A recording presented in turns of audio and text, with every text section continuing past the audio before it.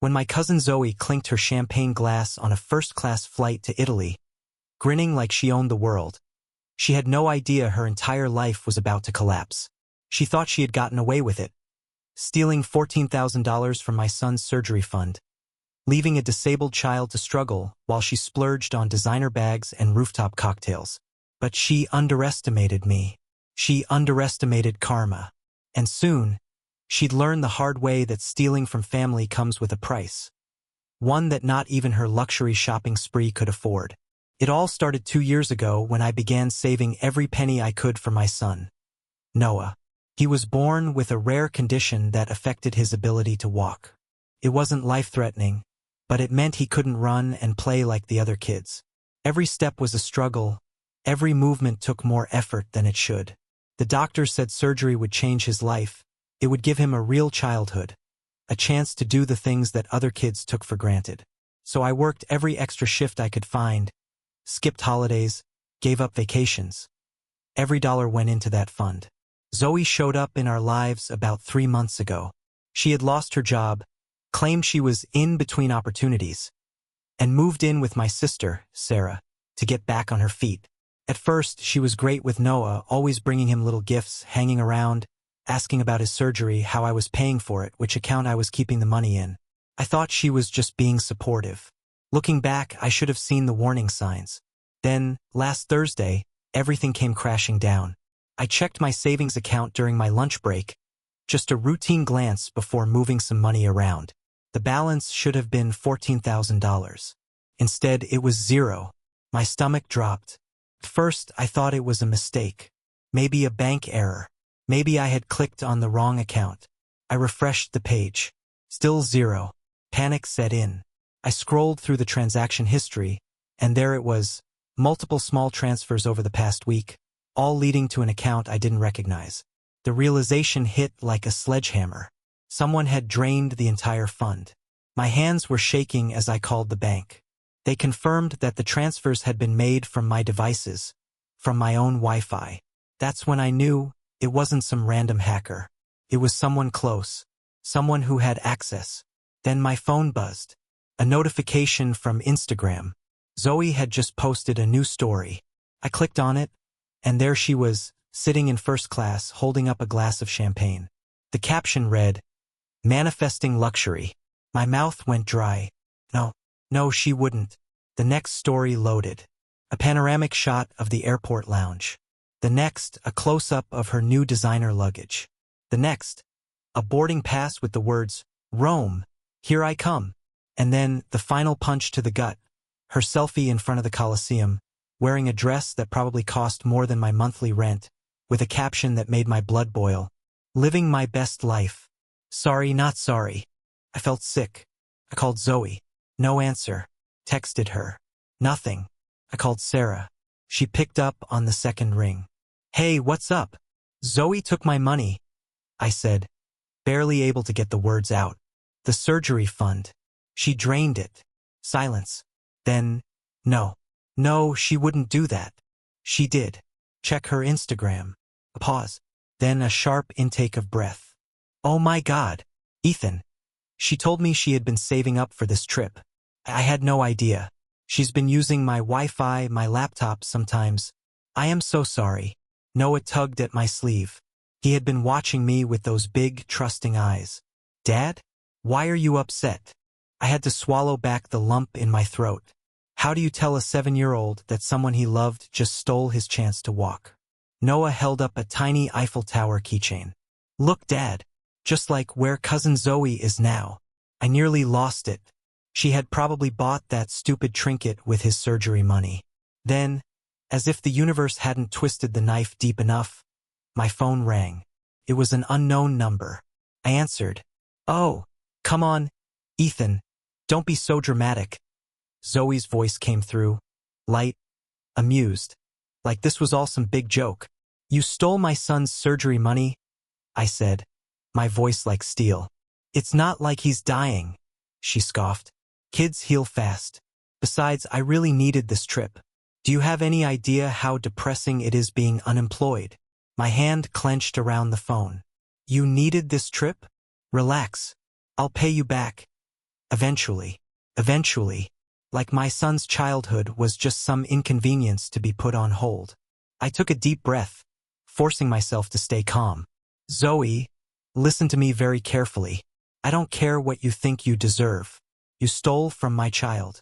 This isn't going away. She let out a laugh. Geez, lighten up, Ethan. It's family.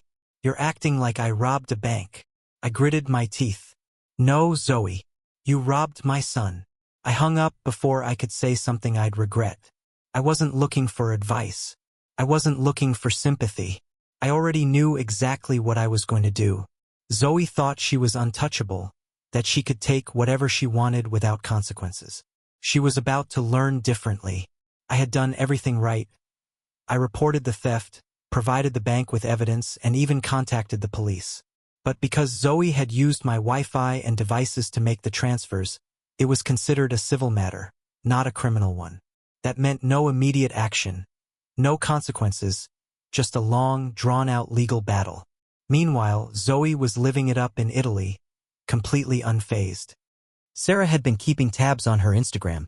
The posts kept coming: luxury hotels, shopping sprees, 5-star restaurants. Each one stung like a slap to the face. There she was, parading around in designer clothes, sipping champagne on rooftops while I was left figuring out how to tell my son that his surgery was no longer happening. I wasn't going to sit back and let her walk away from this. Then Sarah found something interesting. While going through Zoe's laptop history before she left, she discovered something that made my stomach twist in disgust. Zoe had applied for a financial management job.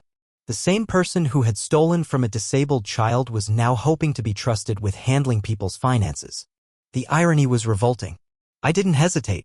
I composed an email to the hiring manager attaching every incriminating screenshot Sarah had sent me: Zoe's manifesting luxury post, her Colosseum selfie, the smug caption that read, "Living my best life." Sorry, not sorry. I kept the message simple. I understand you are considering Zoe Carter for a financial position. Before making that decision, please review the attached evidence. The funds in question were stolen from a child's surgery fund.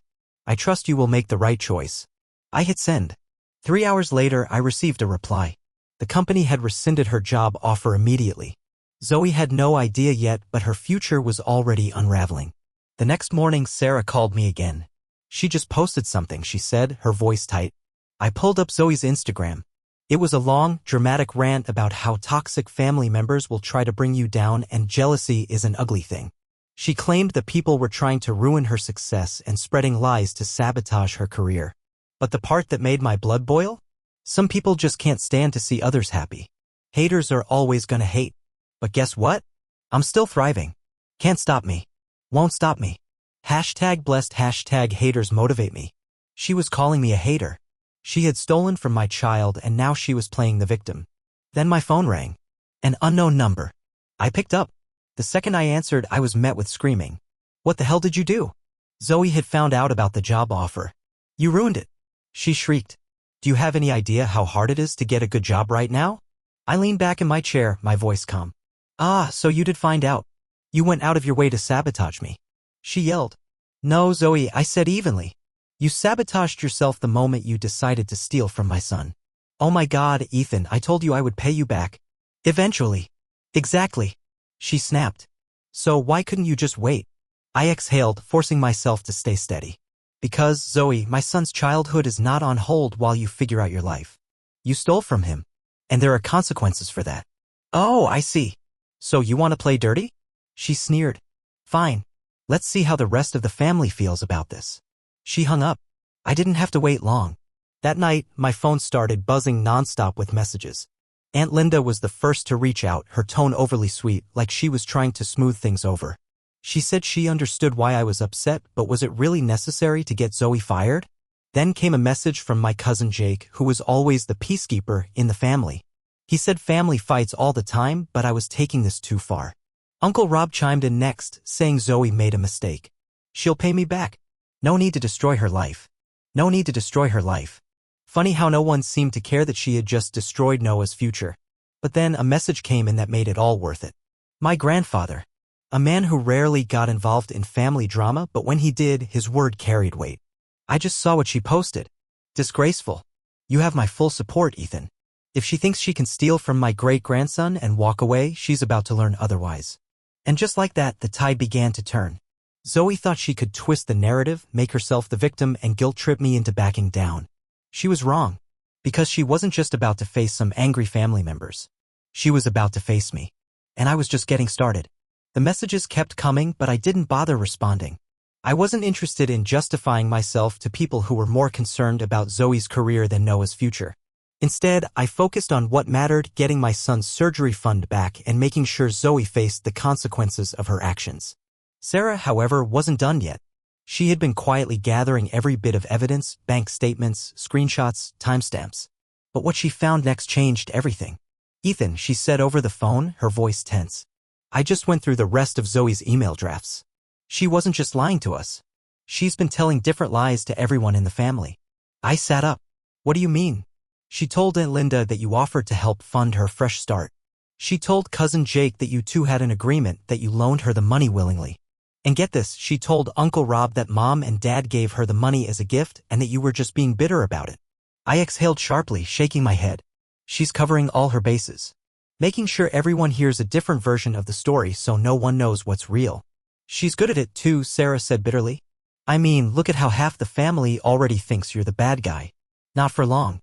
Zoe might have spent her life manipulating people, but she wasn't used to dealing with someone who fought back.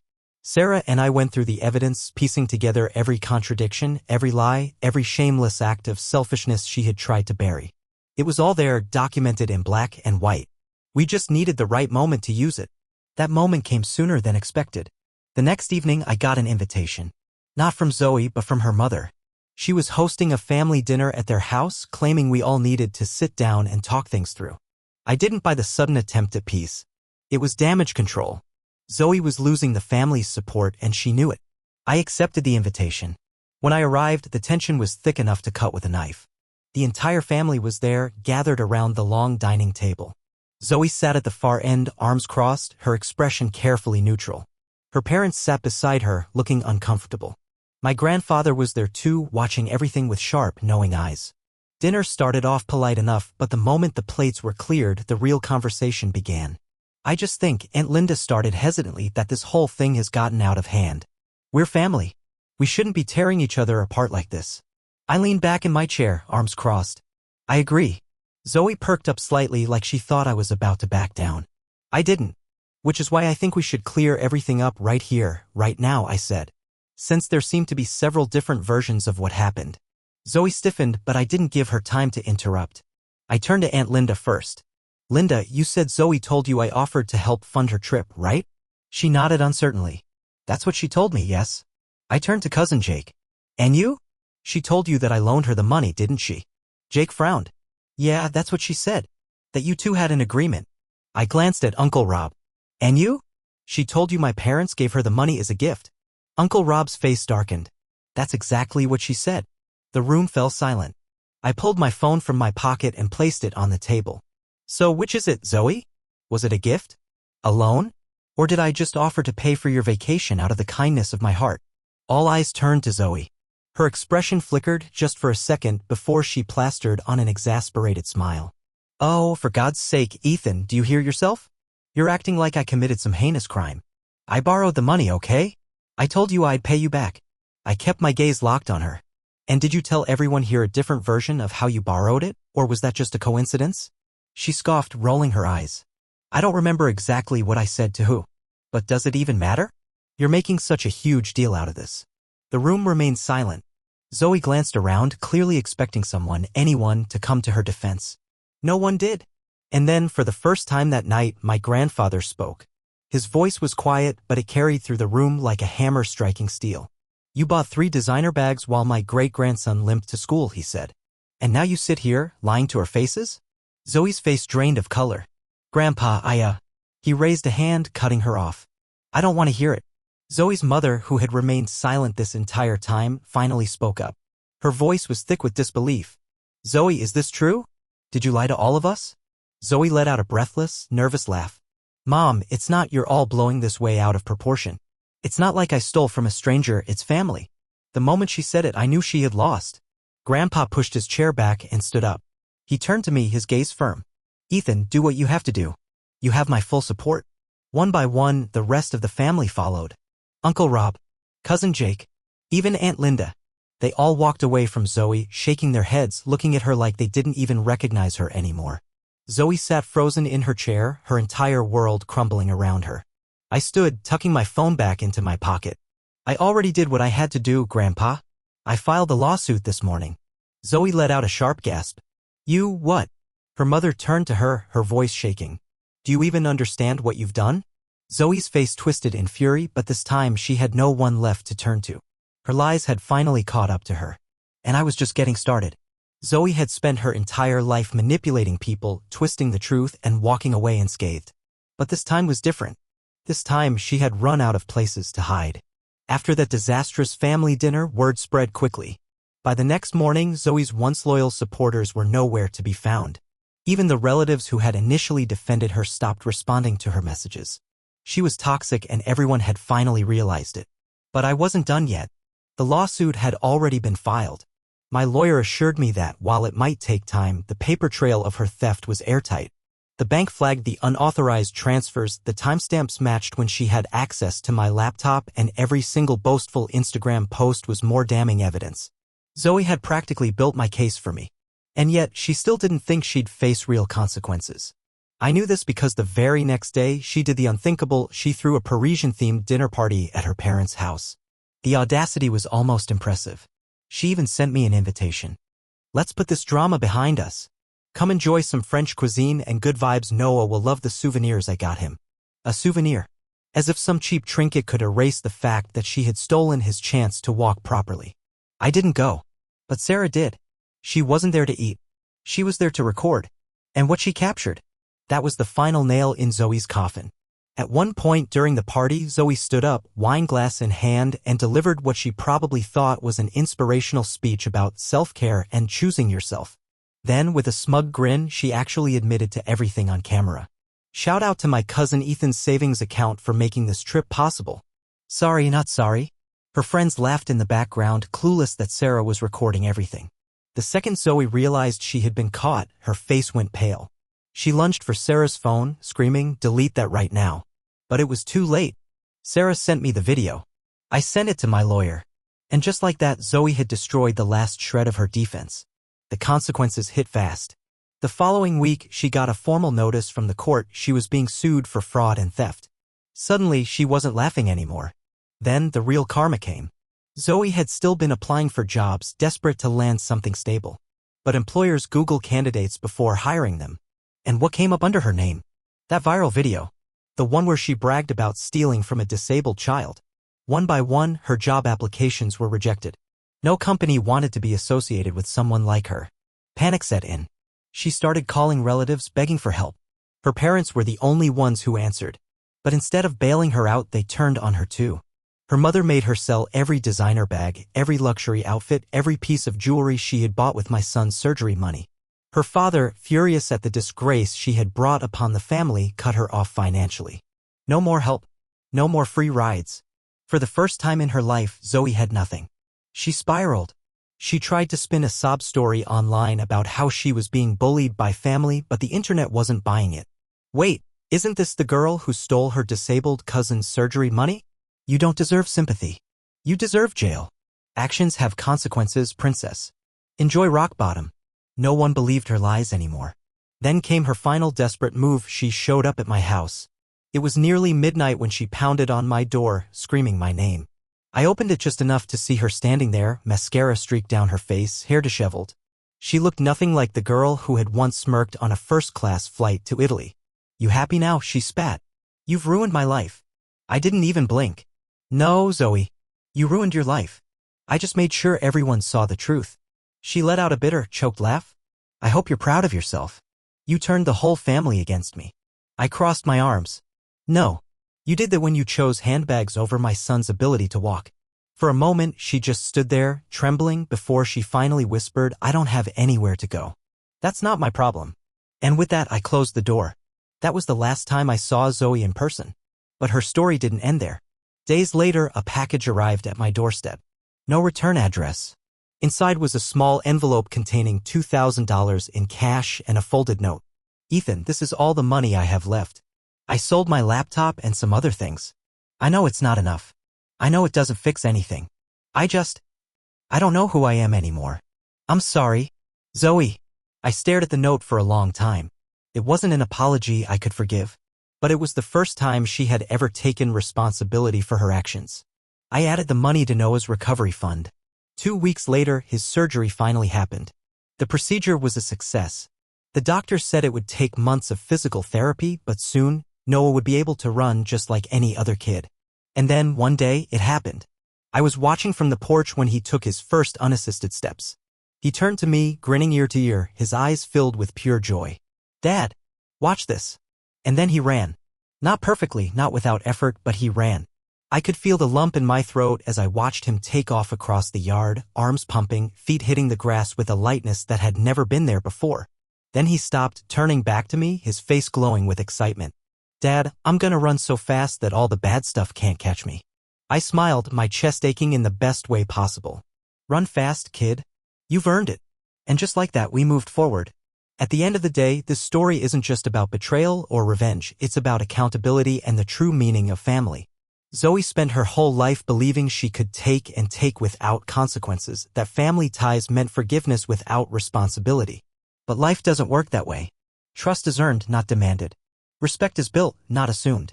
And actions, no matter how much you try to justify them, always come with consequences. This story is proof that sometimes the hardest thing you'll ever do is stand up to the people who are supposed to love you the most. But when you fight for what's right, when you refuse to let manipulation win, you take back your power. And for those of you watching, I want to hear your thoughts. Did this story hit you the way it hit me? If you liked it, drop a 2 in the comments. If you didn't, drop a 7, I want to know why. And if you believe in standing up for yourself, in fighting for what's right no matter who you're up against, hit that like button and make sure you're subscribed to Mr.HeartVibes. Because trust me, there are more powerful stories coming your way and you won't want to miss them. Let's keep this conversation going. Have you ever had to hold a family member accountable? Let me know in the comments, I'm reading every single one.